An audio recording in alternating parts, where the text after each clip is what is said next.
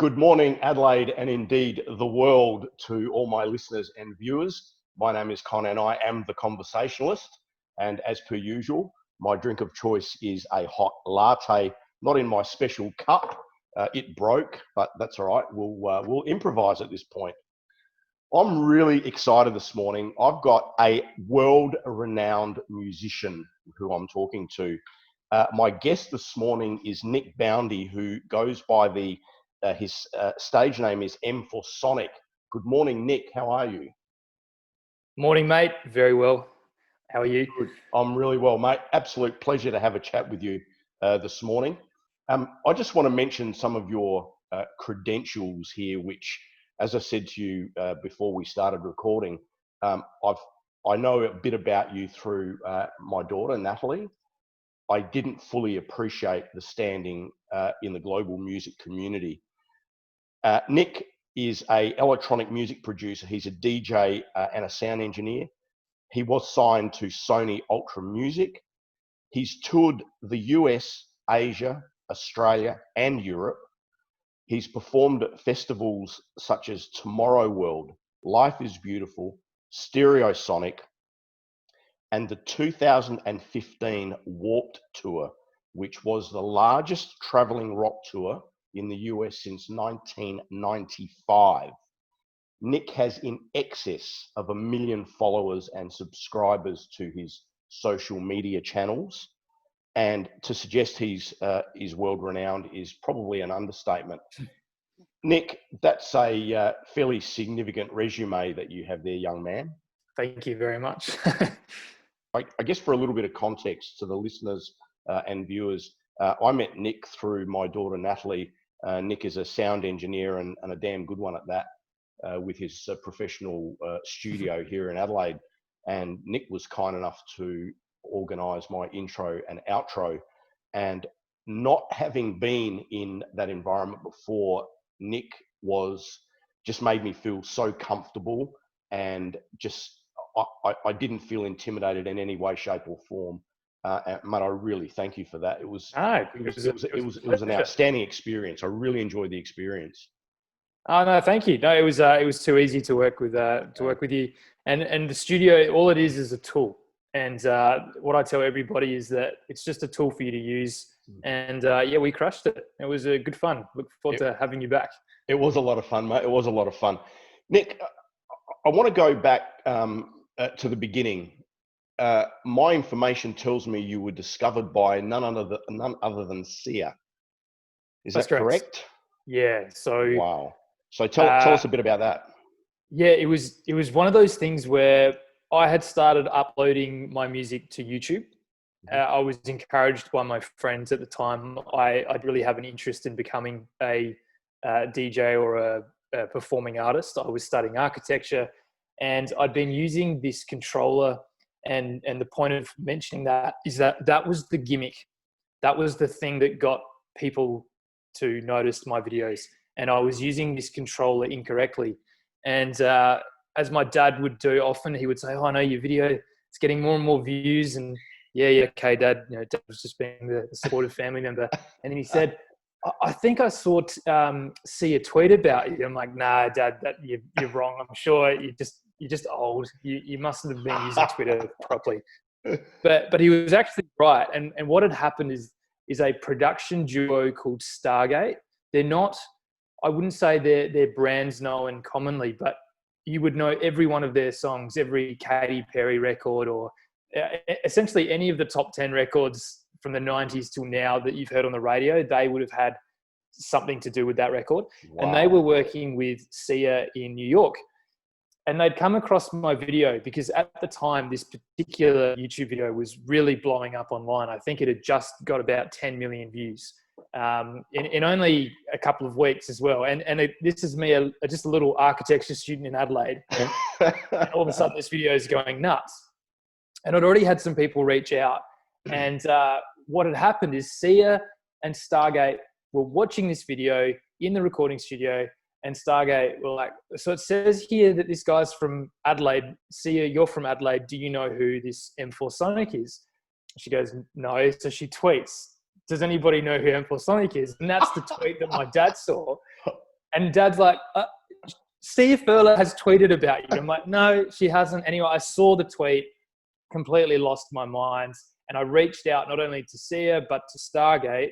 And we started a conversation. And I kid you not, it is like that Hollywood dream where in the following weeks to come, all expenses paid, I was flown to their recording studio in New York.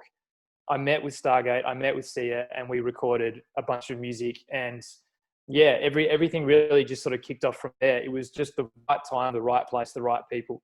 And you know how they say that, you know, there's no such thing as luck in the opportunity or in the music industry. It's opportunity and preparation. Well, it all just came together very quickly, and I was very fortunate. I was going to say, I just want to touch on that really quickly. You know, people go, oh, you know, you're lucky. You weren't lucky. You made your music, you put it out there, and that really created the opportunity. So, you know, Correct, it's not luck at all. Nick, just for some context in time here, what year was this? How long ago This was the end of 2012. So I was in my final year of architecture, and I think it was about 2013 that things really started to progress for me. So we're talking 7 years ago now. Goodness me. As a complete aside, digressing for a moment, did you finish architecture? I finished my bachelor, but I kid you not, I think the week that I had my ceremony to get that bit of parchment was the same week that I got on the plane to go to New York, which was the first time I'd ever left the country subsequently. So, okay, let me think about this. New York, Sia, parchment. Let me think about that just for a second. Well, interestingly, and this has a lot to do with sort of my upbringing and the social circles that I was raised in. When I announced to my family, in particular my grandparents, that I was parking the academic path to go chase this music dream, it wasn't exactly supported. I mean, it was encouraged. Don't get me wrong, it was encouraged, but it was, you know, we treated it as a gap year. We treated it like, all right, I'll go try this out. And if it doesn't work out, at least I can come back and I can continue my studies in an academic field. So to this day, I have not returned. So if there's any prospective employers listening for architects, don't contact Nick. Unless you want a recording studio. Unless you want a recording studio, yeah. I used part of my knowledge from my degree to design the studio. And so it did pay off for something, I guess. It contributed. I don't know about paid off. No, still paying off.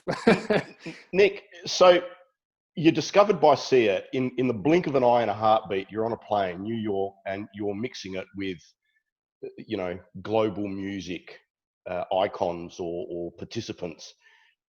What followed? How did you end up going on some of these absolutely amazing tours and performing to, I guess, literally hundreds of thousands of people? Yeah, it's kind of scary to reflect on it because I was so ill-prepared.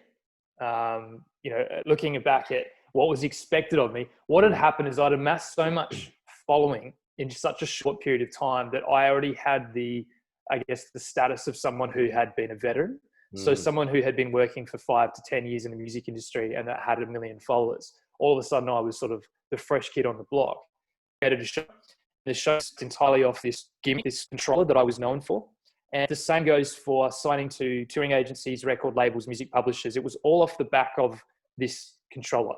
So I became essentially a performing monkey, which is fantastic. I loved every aspect of that, but I had to stand out and I had to be different.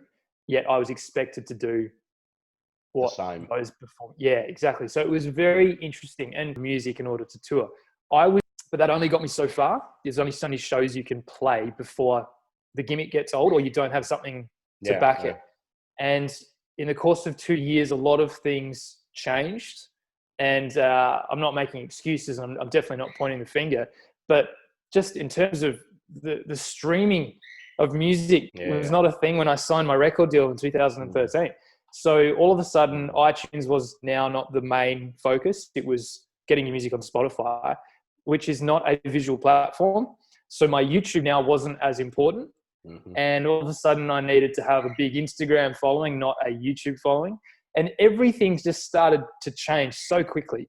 So, we look now to TikTok for music promotion, right? And I think TikTok is the strangest platform. I give credit where credit's due, but we've essentially made a massive fuss out of mediocrity, and it's a shame that how we promote music now has changed to the point where it's all based off 7 seconds or less, and we have to convince someone to go listen to our music instead of someone just listening to our music. So over the last 7 years, everything changed very quickly, and I had to adapt and constantly be thinking on my feet. So it was not an easy ride, that's for sure. You talk about adapt. So at what point then, obviously with all these challenges with the way the music was distributed and expectations, how did you, I guess, move out of that arena from on a global stage, pursuing that, and then stepping into what you're doing now? What was there a catalyst? Yeah, there was a few catalysts. So I had an incredible tour manager, tour agent in America and here in Australia. And unfortunately, both those key people moved on to different things. And with that, my ability to get the same opportunities also fell through. A manager that I had at the start of my career who was just excellent also moved on to other things. And so, yeah, my way of adapting was to entrust professionals in the music industry that had no prior knowledge of who I was and how I operated. And that's where things started to get a little rocky, because I was no longer focusing on just what I needed to do, which was keep going with this gimmick, this way of using this controller, and start playing the game, which is you need a charting record, or you need to be viral, or you need to have that other thing. And that's what every musician faces. So I'm not unique in any way. But it was incredibly fun for a while there. And I had some incredible shows. I got to travel the world, and I'm still doing that. I mean, obviously not now with coronavirus. Yeah, that's completely thrown the music industry into, it's basically what they're saying is it's like the wild, wild west. We're basically all in the desert searching for water. And I don't know what's going to come next, but we have a mantra at the record label, it's adapt or die. And ultimately, I've seen a lot of smaller artists pull the plug this year on their career, which is really sad, because I think those who can push through this, and again, I don't know their circumstances, but any artist that can somehow get through 2020, you can, I reckon, last anything. You can make it through any type of situation. Touring is essentially the lifeblood of the music industry. So when we cancel shows and we don't have that ability to make that income, it then means that we can't really afford to put music out.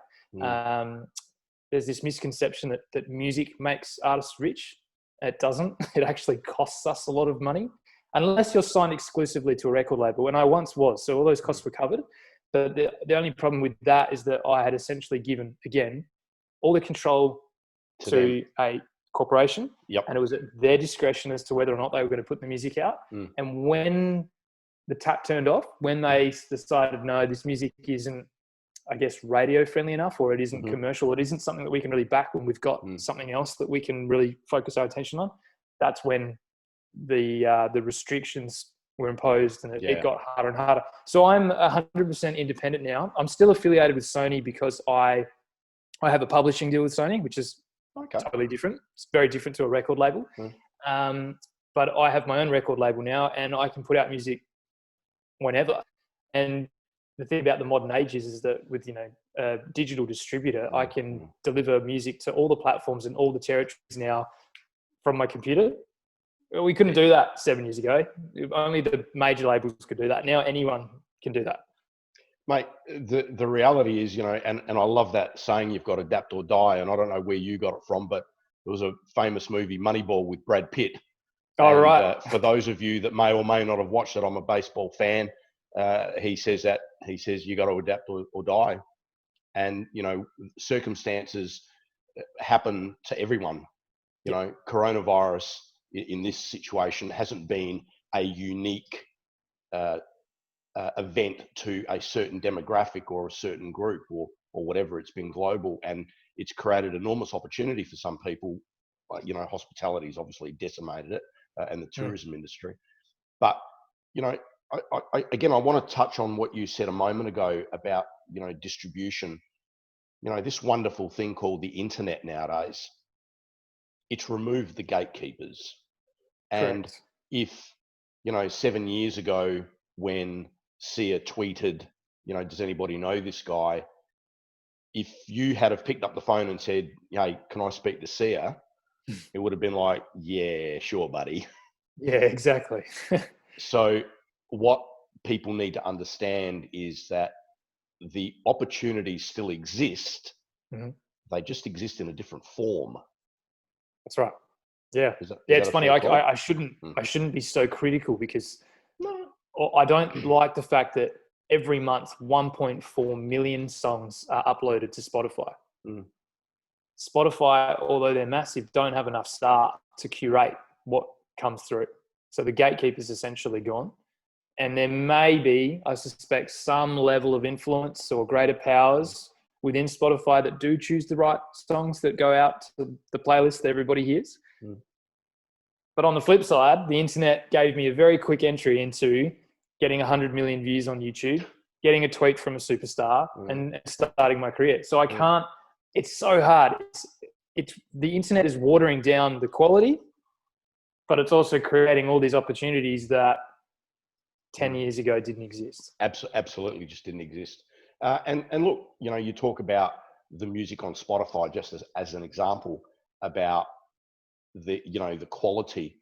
Ultimately, though, it's the consumer of the product, whether it's the music, the film on HBO or whatever. Ultimately, it's the consumer that makes the decision. So correct. And to again, some degree, there is passive listening though. I think there's right? But you're right. So and I look at what I'm doing now as an example. If people enjoy the content, if people get something out of it, they learn something or whatever the case may be, they'll keep listening and they'll keep sharing. Sure. If they don't, they won't. Yeah. The only problem is that if someone else's podcast that was of lower quality but that was advertised more often than yours, they would be inclined to click on and listen to that one. But if the quality is not there, they still won't listen to it, Nick. They can. I hope so. I hope you're right, mate. It's the world. You can promote anything you like, but if people don't like it or consume it, doesn't matter how much money you spend on advertising. Yeah, that's very true. So, Nick, I guess what I want to, I've got a really good mate of mine, and his son is an amazingly gifted musician. And Nathan, you know who you are. He's just one of a top bloke, and just an outstanding musician. I just love your piano. He does it all. Somebody who's wanting to make, I guess, let's call it music as a career, right? Mm-hmm. What would you say to them now? What recommendations or what couple of pieces of advice would you give them? Okay, so I'll just state that I'm not a pessimist, but I have lived and breathed the industry from both sides, and now that I'm in the position where I have a publishing company, a record company, a studio, and I'm an artist myself, what I've found is that in 2020 moving forward, it is a very it's not a good move to look to music to make money, your ends meet. What I would encourage is that you embrace it as a hobby in the hopes that it can become one day highly successful, and the byproduct of that will be hopefully enough money to create whatever lifestyle you're looking for. Sure. Exactly. And so we have artists on the record label that have full-time jobs, and what that has enabled them to do is to pay for the resources that they need to get the promotion to then get their music listened to, or to, you know, even things like just getting great artwork for their releases, or hiring a studio, or hiring session musicians, whatever.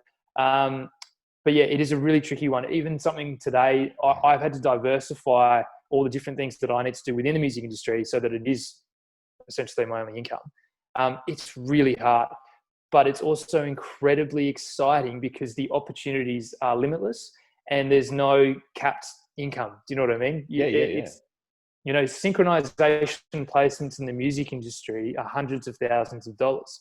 I got a phone call saying your song's been picked up for a television campaign for 6 months, and it was over 6 figures. All I had to do was just say yes, bang. And those opportunities are rare, but that was a year's worth of income in one phone call. Then, you know, on the flip side, if you're a really successful musician and you're touring, you're getting paid quite well.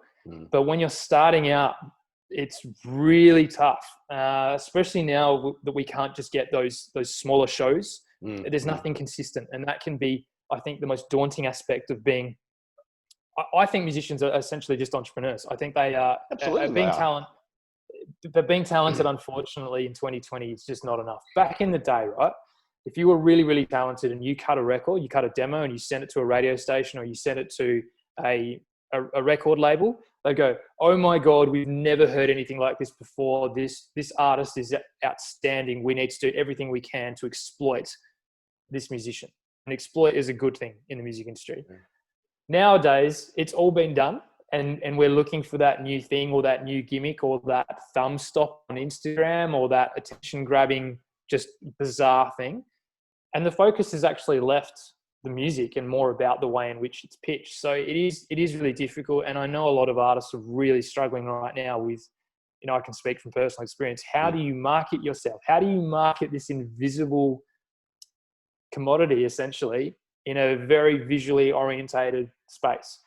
So yeah, I think embrace it as a hobby. And that way I think the creativity will stay flowing. But as soon as you sort of turn it into a machine, and that's the lifeblood, and that's what paying the bills, then it becomes a very different beast.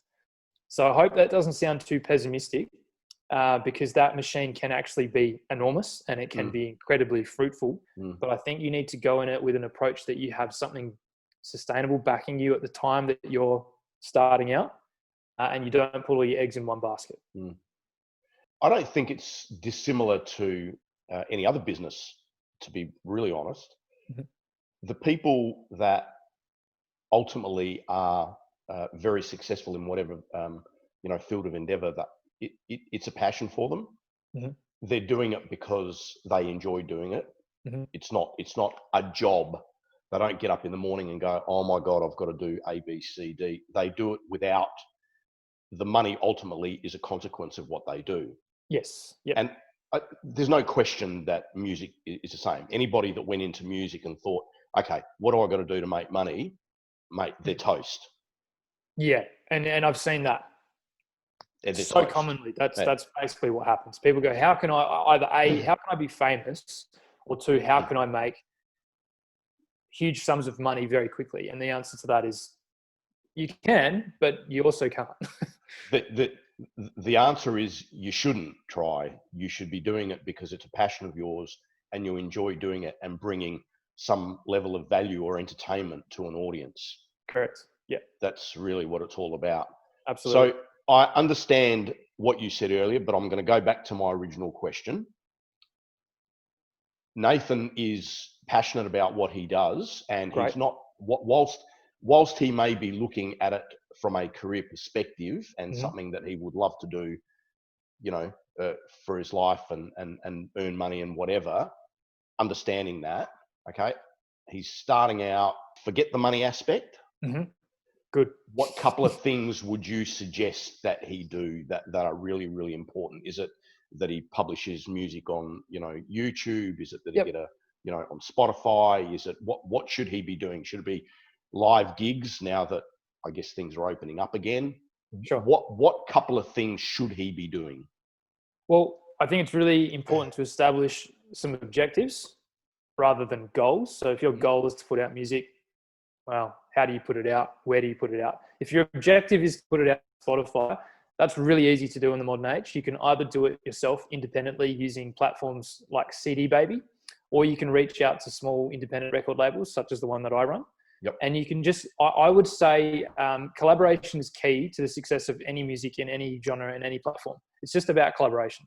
And talented people will do well if they immerse themselves with good people, good talented people that, you know, on the same page, that want the same outcome.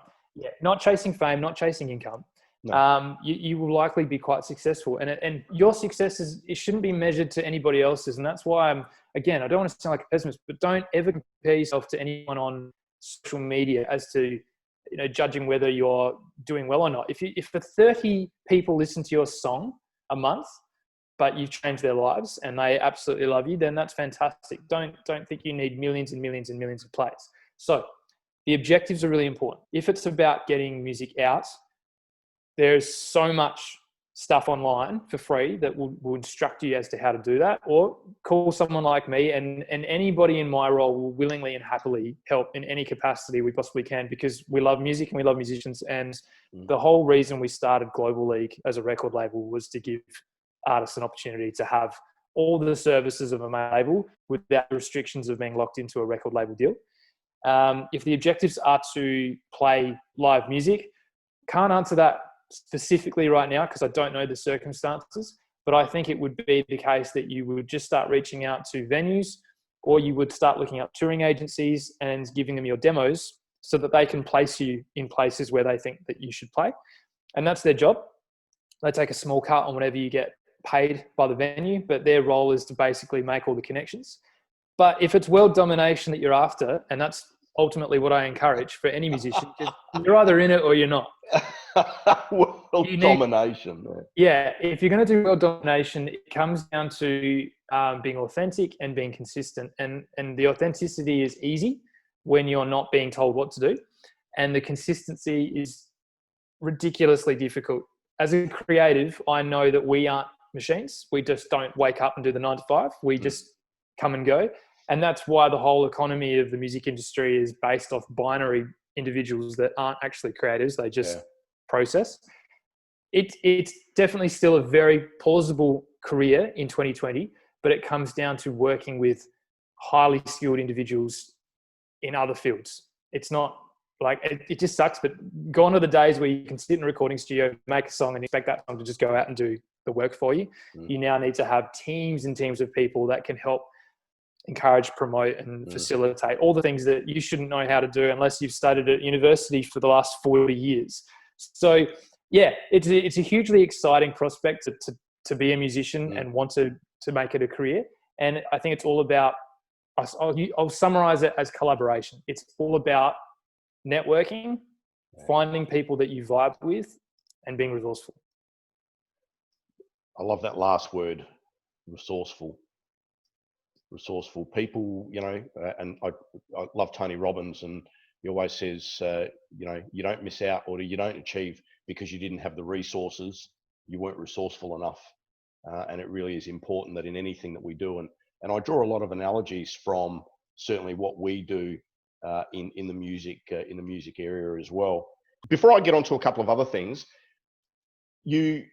I know, again, being a little personal here, I know your beautiful wife is expecting. Is that correct? That is correct. Yes, so 3 months to go with her. You're going to be a dad for the first time. Yes. Yeah. So what's the transition like from global music megastar, you know, mixing it with that environment, and then relationships and dad? Yeah, well, I don't know the dad aspect yet, and it's pretty daunting, but I'm also hugely excited. I actually read a really interesting article on this only yesterday, which is just serendipitous. But I don't think, because I'm an individual, because I'm not part of a band, and because I'm not, I guess, essentially codependent on anyone, or no one's really dependent on me, I don't think it's going to really change things too much for me. And also, I work in the electronic music sphere, which is highly digitized. So I'm really lucky in that respect.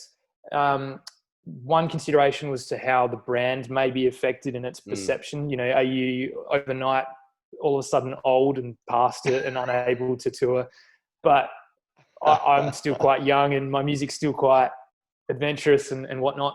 But yeah, this article was essentially saying that females in the music industry, obviously it's a huge consideration, you know, getting pregnant, the ability to travel, the ability to tour, and your obligations as a music artist once you have a child, and that is your number one responsibility. As a dad, I think it's going to be hard for me to leave Adelaide and to travel because I want to be around. But the silver lining is that for the time that I am in Adelaide, being so flexible with how and when and if I want to work, I'm blessed that I'm going to have more time in such an early phase of the child's life than most people that have to go to the 9 to 5. So I'm actually feeling quite lucky. Yeah. And I don't know what challenges will come of it, but I also read in this same article that musicians found more purpose, more drive, and more creativity from their parenthood. Yeah, from parenthood. And I don't know, there just must be just a huge amount of emotional creativity that comes from being a dad. So yeah, I'm actually probably the most creative I've been in a long time.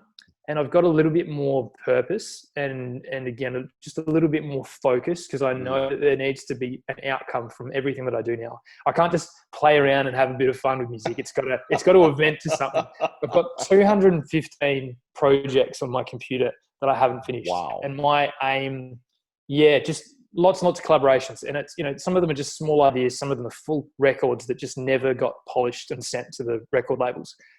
My aim is to get 75% of them out by the end of 2021, which means in any capacity, not just as me, but maybe I put them out as another alias, maybe I sell them on to another producer, whatever. But there's got to be an outcome. And that drive comes from, I'm going to be a dad. I've got to get on with it.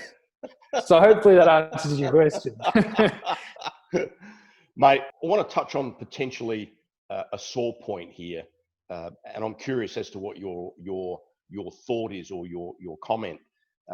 I'm brought up in the era of you know, the Beatles and Elvis Presley and goodness knows who else, and Led Zeppelin, and people that actually played music. And I know that if I gave you a 15-second recording of me singing and you just listen to it on face value, it'd scare the neighborhood.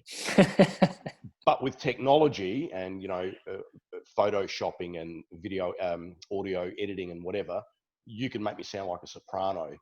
So do you think that the skill is not what it used to be, and I guess there's less skill involved because you're not actually playing an instrument? Is that harsh? Yeah.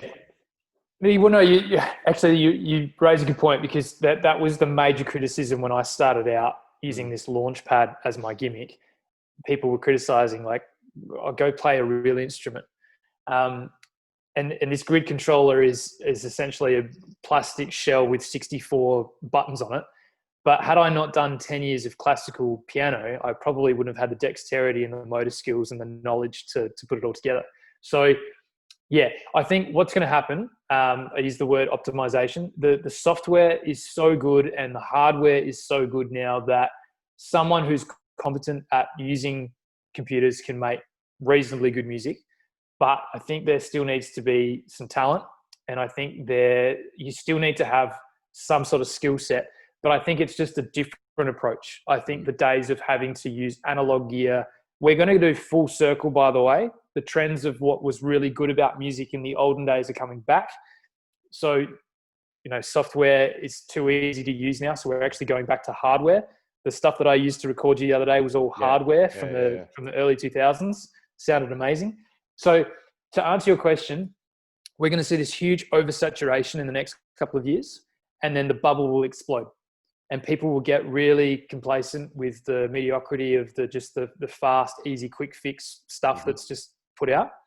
And we'll start really paying attention to those who can pick up a guitar, who can sing without auto-tune, who can produce their own records. That those times will come, but it seems to be cyclical. And I spoke to someone who's studying PhD in music theory about where he sees the music industry going. And he thinks it's every 7 years that there's a major shift. And he thought the last shift occurred in 2015, which is just coincidentally when things for me started getting more difficult, because all the systems that I knew started to change. So, you know, maybe coronavirus has set us back a couple of years, or maybe it's actually sped things up. I don't know. But I would predict that next year in 2022, we're going to see a resurgence of old school, like pop records with organs and guitars, and like people actually recording saxophones, because the synthetic ones that we use on software, they just don't sound as good. They never will sound as good. And I'll tell you this, anyone that does get the limelight, anyone that has got to the point where we're listening to them, they've done something right. Yeah. But don't worry, good music, like the Elvis Presley days, it'll come back. I promise you that. I look forward to those days, Nick. It's definitely, it's obviously my kids are, you know, your age, so they've really super young, brought up super young. Yes. Thanks, Nick, for reminding me about my age there. I thought you were a good bloke until about 2 seconds ago. You're super young then too, mate. But they've been brought up with I guess I call it artificial music, and I know that's harsh, but that's what they've been brought up with. But I also notice there seems to be, and help me here, there seems to be a bit of a trend where even the younger demographic are listening to what I call older music, you know, the music of the 80s and the 90s. Is that correct, or is that just my imagination? I think there's an innocence in the older music that I don't think artists in this era allow themselves to be as experimental. You take any of the records from the 80s, and they were just jamming, like they were just going for it. There were solos in some of these records, and the artists were really pushing the boundaries of just not fitting that pop formula, which is just so evident. And so in the music industry of 2020, we talk about the Spotify formula, which is, again, a way to optimize the algorithm. Did you know now that all the top 100 songs have their chorus at the start of the song?